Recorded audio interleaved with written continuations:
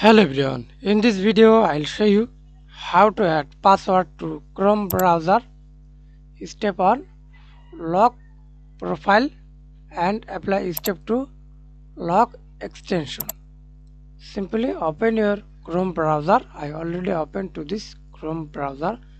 Click the three dot icon, extensions, visit Chrome web store, lock PW or search browser lock. Press enter and see this set password for your browser Chrome lock.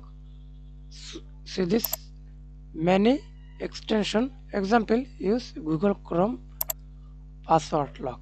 Add to Chrome, add extension,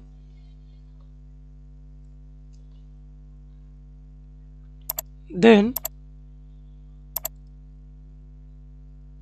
type your password.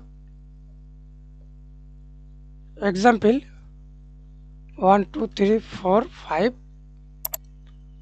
12345 for example. Click save. Lock now.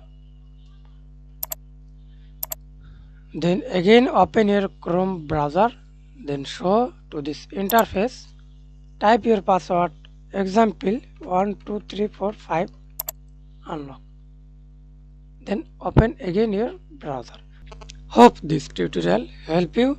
Thanks for watching. Don't forget to like and subscribe.